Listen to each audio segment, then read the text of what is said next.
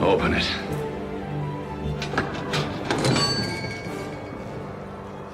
Two men enter, one man leaves. Two men enter, one man leaves. Two men enter, one man leaves. Two men enter, one man leaves.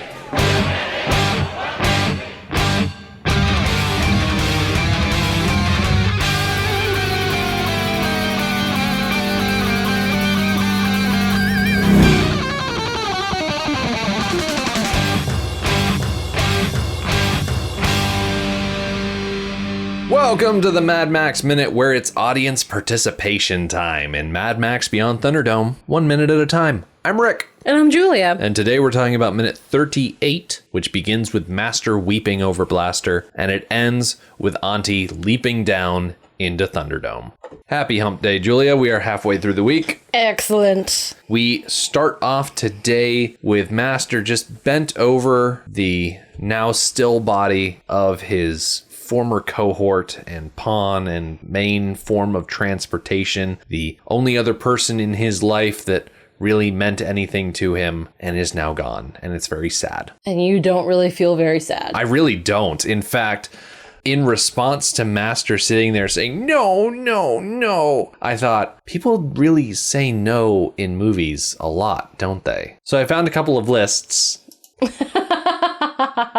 on different websites, you know, that list off different examples of people saying and yelling the word no, often for prolonged periods of time in movies. So I found two of them, one from ifc.com, the other one from thedroidyou'relooking.for.com, which is actually just tdylf.com, but that's beside the point. So the IFC list and the Droid You're Looking For list, they actually have a couple of crossovers, but I'll start with the IFC one. They kind of rank it by a top 10, but I don't really think the order matters, because number 10 is from the end of The Evil Dead 2. That's where Bruce Campbell gets to the end of the movie. He drops through a portal and he lands in medieval time, and he's just surrounded by peasants. And so he raises his shotgun and chainsaw hand to the sky and screams no, because he's fallen through time. They follow that up with the number 9 entry from A Nightmare on Elm Street 3, Dream Warriors, which I haven't seen before, so I don't have any real context for the clip, but apparently Freddy is defeated at the end by someone just screaming no at him. It was weird. I don't know. They go on to talk about the Hugh Jackman movie from 2004 called Van Helsing, where he transforms into a werewolf. Spoiler alert, I guess, for a movie that's more than 10 years old, but apparently when he's a werewolf, he yells no, and that was pretty memorable. Have you ever seen Muppets in Space? No. Because that's number 7. Apparently Gonzo has a pretty emotional howl that he does. The next one on the list is from the Tom Hanks movie called The Burbs. There is a The Burbs minute, but I've never seen The Burbs to begin with, so I haven't really sought it out, but I think Tom Hanks has a good shouting no in that. Of course, number 5 is from Pet Sematary, where there's another yell. Haven't seen that one either. Okay, most of these so far I am very unfamiliar with. Mm-hmm. There was a good one in X-Men The Last Stand and X-Men Origins Wolverine. Now, you've seen X-Men The Last Stand. It's the one where Jean Grey goes crazy with the Phoenix Force. Yes. You remember that at the end when Hugh Jackman stabs her and he's like, no. Oh, yes, I remember that. Okay. Because there's the no from that scene. And then, of course, there's the no from when he discovers that his fiance, wife, whatever her relationship to him was, when he comes back to their cabin and she's dead. He has another screaming no in that one. Number 3 on the IFC list is another movie that I've never seen before, Spike Lee's 1992 Jungle Fever, where at the end, Wesley Snipes is walking down the street and he's propositioned by a prostitute. And the movie ends by him embracing this prostitute and just screaming to the heavens, no. I'm pretty sure there's a lot of context there, but having not witnessed that particular Spike Lee joint, it's lost on me. What can I say? It's a pretty dramatic scene, though. There is another one from Death Wish 5, The Face of Death, where Charles Bronson is screaming no. And the number 1 examples on the IFC list, it's Star Wars. Yeah. Between Empire Strikes Back, Revenge of the Sith, Return of the Jedi, all of those instances of people shouting no. Okay. That list was very disappointing. Yeah, not a lot of recognizable ones. And I'm not sure if that is more indicative of our movie watching habits or just whoever wrote that I feel like there wasn't a lot of overlap. The droid you're looking for list is a lot more recognizable, I think, because they start off the list with Back to the Future. There's that opening scene where Doc is shot down by the Libyans and Marty yells no and has to jump into the DeLorean. I mean, how can you forget that one? Yeah, that's a pretty good one. The next one on their list is from the movie Seven. I'll give you one guess as to what scene it's taken from. Yeah, okay. I can get behind that. It's from the box. And they go from Seven, which is so dramatic and so serious. And then the next one they put on the list is from Austin Powers, The International Man of Mystery in 1997, with that one worker guy.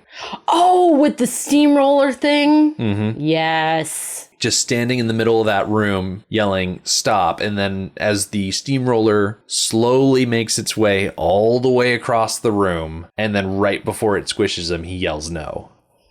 So it's great. There's a couple of overlaps that we're going to see in this second list because they also mention the no from the end of Evil Dead 2, which honestly, it's how can you not? And then they also give special acknowledgement to Darth Vader's no from the end of Revenge of the Sith, Luke Skywalker's no from The Empire Strikes Back, and then depart genres once again to A Christmas Story, the scene where Ralphie goes to speak to Santa Claus and Santa Claus denies him and then pushes him down the slide. The list continues. There's Frodo's no from when Gandalf falls off the bridge in The Fellowship of the Ring. How was that not on the other list? I know, right? I mean, that scene was pretty heavy, and Frodo shouting no and being held back by Aragorn. Like, yeah, come on. That's good. Yeah. The droid you're looking for list goes on to mention the Kentucky Fried Movie, which haven't seen that one. It's from 1977, the same year that Star Wars came out. But one of the guys, I guess, gets sent to Detroit. And so apparently that's the worst possible thing that could happen to a guy in Kentucky is getting sent to Detroit. I don't know. They mention The Godfather Part 3, where apparently Al Pacino has a pretty epic no yell. I am not proudly stating that I've never seen any of the Godfather movies. It's definitely a huge gap in my repertoire. Those movies, they're always on our list of movies to see. They just never make it to the top. Right. It's that sort of thing. And then at the very end of the list that we're talking about, they mention Jungle Fever again from 1991. So, and that was their number one? That droid you're looking for did not number their list. Oh, okay. It's just, hey, here's a bunch of really good ones. Exactly. Okay, cool. There's a couple of instances from serious movies and lighthearted movies and situations where, yeah, I haven't seen most of those movies, but pretty sure a lot of those no's would elicit a lot better of a response from me than what Master is doing here. I am really not sympathetic to him right now. No. Now I hear every time I say the word no. I'm acutely aware of it now that we've been through that list. So you definitely say the word yes a lot more often than the word no. Our listeners may not be aware of it because I don't usually leave them in. Well, now I feel like I can't say anything. You can use other replacer words like yeah, right, things like that. It's just when you say yes, it just triggers something in me. I don't know what it is. It's just, I go back to the playback and I listen to it. I don't want to talk baseball. This is more you have to edit out. Exactly. We've already run through how many minutes just talking about how many things that are not Mad Max related just to fill time.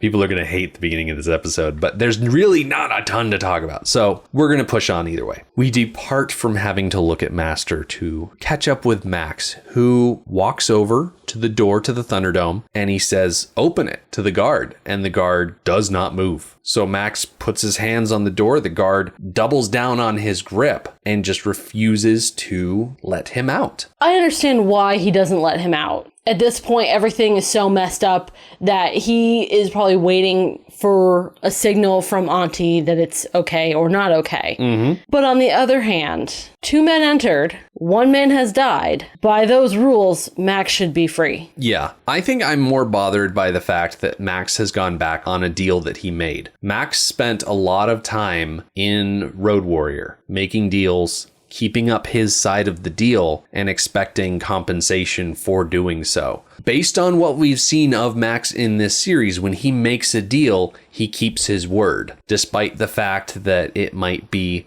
dangerous or out of his way, just so that he can survive to the day after, the week after, the month after. This is the point from Monday that we're just going to have to agree to disagree, because this wasn't the deal. The deal wasn't to kill an innocent person. The deal was to kill Blaster. Yeah, we definitely need to disagree on that, because I don't feel like innocence or guilt was implied in the deal, and that's just how it's going to be. Mm-hmm. But I definitely appreciate the idea that this guard is not going to make an executive decision without an executive order. Right. So Pig Killer pipes up right about here. And he makes the point that you just made, that 2 men have entered, 1 man should be allowed to leave. Pig Killer is pointing out to everybody, hey, by the rules of Thunderdome, Max should be allowed to go free because Max is, of the 2 men that entered, the 1 man that is still able to leave. Okay, I'm glad that you said it that way, because I kind of heard it the opposite way. I heard it as a call for more fighting. Mm-hmm. And that didn't really make any sense to me. It felt like a betrayal of Pig Killer's. We don't know Pig Killer very well, and we kind of theorized that maybe he's crazy, and I think that was a pretty good theory. Yeah. But he was friendly to Max, so why all of a sudden would he turn against Max and insist that Max keep fighting? And the reaction that Aunty has, where she gets all bubbly under the surface, gets really, really mad and makes a dramatic move, that didn't make any sense to me. But now that you point it from the opposite point of view, that Pig Killer is saying, hey, 2 men entered, 1 man gets to leave. The other one can't leave because he's dead. So the 1 man gets to leave. Makes so much more sense to me. Yeah, I don't know why it took me so long, because that idea that I said is actually a fairly recent idea that I've had about this movie. For the longest time, I thought that Pig Killer starting up that chant was exactly like you described, a call for additional fighting. The idea that, hey, we were promised blood, where's our blood, type of thing. Right. As if Pig Killer was calling for Max to now fight Master. Yes. And when you throw a third person into the ring that is so defined by the number of people in it, you throw off this whole idea of 2 men enter, 1 man leaves. So, okay, 1 man is dead, but that man was replaced by another man. So now there's still 2 men in there. So by the simplistic logic of this group of people, only 1 man in the ring is allowed to still be alive. Yeah. So that's what I thought he was going for. Yeah, I liked the idea of Pig Killer basically calling for Max to be released, but I think one of the reasons I spent so long being confused about this, and I mean, I'm not holding myself and be like, yes, I was confused. How great of me. No, I'm not trying to make it sound like that. But I think one of the reasons I was so confused for so long is because it could also be construed as Pig Killer saying, hey, Aunty, we've had an anomaly. The rule is very simple. 2 men enter, 1 man leaves. Now we've got people jumping in and out of the dome, iron bars getting involved. The rules are getting weird. All we know is 2 men enter, 1 man leaves. So what gives? Right. And because their rules are so simplistic, and because there has been this anomaly, the people represented by Pig Killer don't know what to do. Yeah. They don't know what to expect. They don't know what to cry out for. So Pig Killer seems to be reverting to the thing that he does know. Right. But I actually really like the idea that he's calling for Max's release. He is pointing out that 2 men did enter and 1 man gets to leave. Because everyone is very plainly seeing that Blaster is now dead and Max is trying to walk away. He is trying to fulfill the second part of that chant. And maybe everyone sitting outside the dome agrees with the idea that Pig Killer has, that Max should be allowed to walk. It might just be that they're chanting because that's what they do. Mm-hmm. But everybody on that dome starts chanting along. And it gets very, very strong. Oh, yeah. And do you think almost violent? Well, the thing about this chanting is that not only does it grow to encompass the entire crowd, it gets louder as it goes. It also gets faster as it goes. There's a sort of frenzy building up And you can kind of see as Aunty is leaning forward intently and looking around so much, she can tell that she might have a riot brewing. Yes. And a riot is a terrible thing. It is. It would completely destroy their way of life. Because there are nowhere near enough guards to control everybody in Bartertown. No. If a riot broke out. And the whole reason why people behave is because of Thunderdome. That if you misbehave, if you start a fight, you're going to have to take it to Thunderdome where it will be to the death so people don't fight. Mm-hmm. So if everybody is fighting, you can't send everybody to Thunderdome. It's going to completely destroy the whole system if there's a riot. So Aunty is definitely at a delicate crossroads here. She is, and you can see it in her face. She's strategizing. Mm-hmm. She's realizing what is going on and its potential and strategizing on how to handle it. Yeah, because the crowd wants Max set free. That's the consensus that they've more or less come to. Yeah, I think so. But Aunty doesn't want that to happen because Max openly defied her. Yes, she needs to take care of that as well, just as she needs to take care of this potential riot to maintain the law that she has worked so hard to establish. It's just as important for her to take care of Max in the right way, very strategically and very delicately. And she's kind of working at a political disadvantage because Iron Bar shooting Blaster the way he did is a pretty long shadow. It is. It is. And it really defeats the purpose of the whole setup that she had with Max. Yeah. The whole point was to keep her own hands clean and her people's hands clean. And then Iron Bar just steps up and gets blood all over himself. Yeah. Do you think Iron Bar killed Blaster because Aunty wanted him to, or do you think he just made that decision on his own? Do you think he had orders? Well, I like the idea of Aunty having a backup plan. Because on Monday, that disappointed me greatly that she made no plan if things went wrong. Mm-hmm. But maybe Iron Bar was her backup plan. Maybe. I think we'll be able to judge that better as we see more of Iron Bar in the last section of the movie. We see more of him. Yeah. And we get to see more of him acting a little bit more independently. And we'll be able to see what sort of decisions he makes when he's acting on his own. Mm-hmm. Yeah, I think next Friday, not this upcoming Friday, but the Friday afterwards, minute 42, we're going to see more of Iron Bar operating on his own, using his own specific judgment. And based on what we're going to see there, and this is me speaking as someone who has seen this movie multiple times, we're not going strictly by the, oh, we're only watching this 1 minute at a time, we don't know what's going to happen model. I feel like few movies by minute podcasts do that model, but based on how he acts down the road and how Aunty has to chastise him because of those actions, I kind of feel like Iron Bar killed Blaster without Auntie's express and written permission. That this is a course of action that he chose to take because the situation wasn't resolving fast enough. That leads me to another question of why he was allowed to keep his position then. That was a huge mistake. He murdered a man in cold blood, standing right next to the leader of their society. Why wasn't he punished? Why was he allowed to keep his position? And we see after some time passes, at the climax of the movie, he's still in the same position. It's not even like they saved his punishment for later. Days down the road, he is still in his position of power. I love it when you talk about someone getting fired from a position in a post-apocalyptic setting. Well, fired as in killed. Yeah.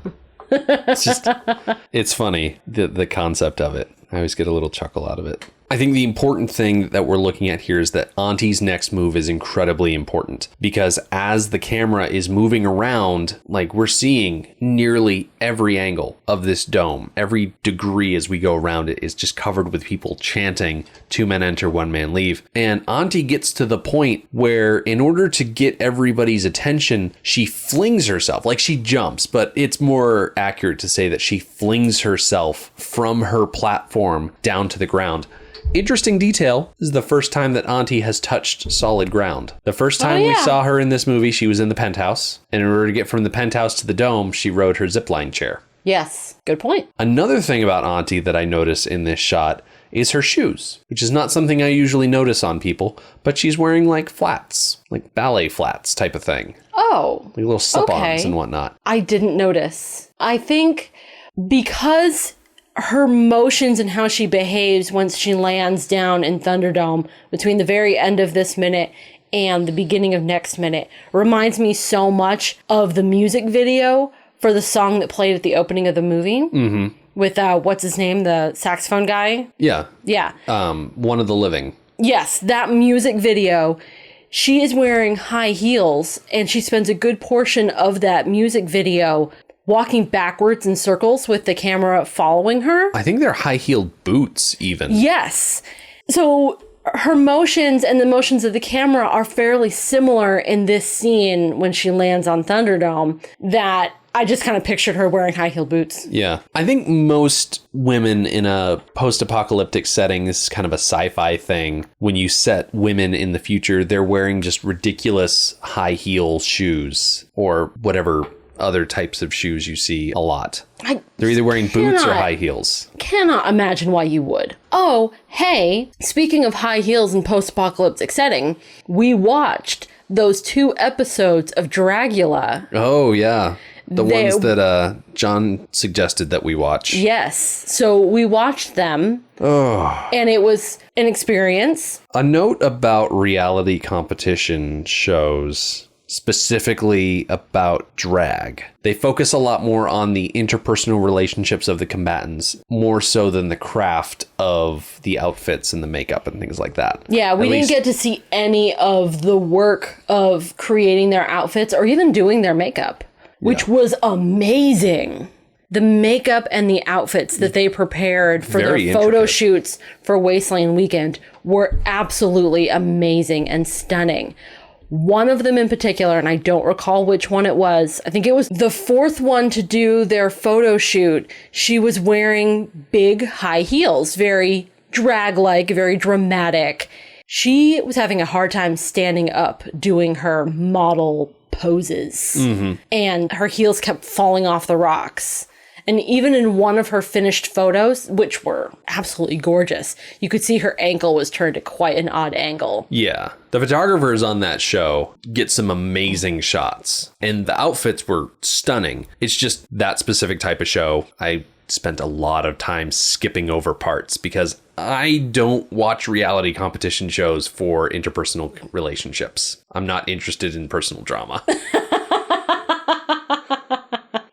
So they walked around Wasteland Weekend for a little while. So we got to see lots of the costumes and the cars, and that was fantastic.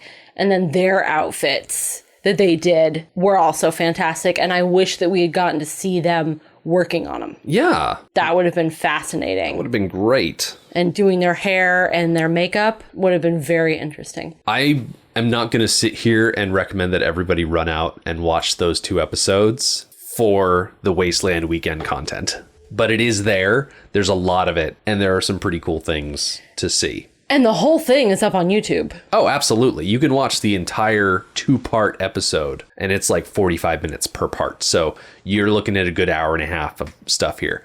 Now, granted, most of that is dramatic posing and catty back and forth. But that's beside the point. But your point is well noted that when you're in a post-apocalypse, you got to find some sensible footwear. And there are really good examples of people not wearing sensible footwear and the immediate effects of choosing the wrong type of shoes. Although choosing the right shoe also served Johnny the boy very poorly. He was going out of his way to find a better pair of shoes, and it ended up being his demise. I hardly think you can blame that situation on the pair of shoes that he was trying on. Well, that's why he was stopped there. The shoes were just an accessory to that situation. I think. Well, yes, they were, but shoes are just accessories. His downfall was when he decided to stop for those shoes. It's this whole thing. About Aunty and her leadership style. We have seen her rule of law, and it has been pointed out to us very obviously and frequently, especially by the collector, that this place has laws, and the people are very into those laws, and everything runs smoothly because of those laws. And that is half of leadership, and it's a very important half, but there's another half. It's how you deal with emergencies and crises. Yeah. And that's the part of her leadership skills that we are going to see right now.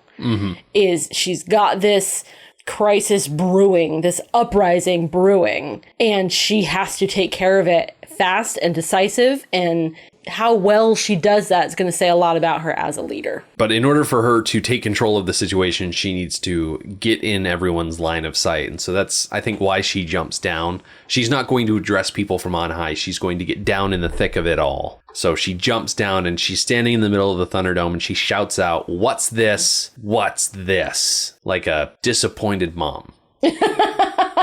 Or I guess an aunt who's looking after the kids. Yeah.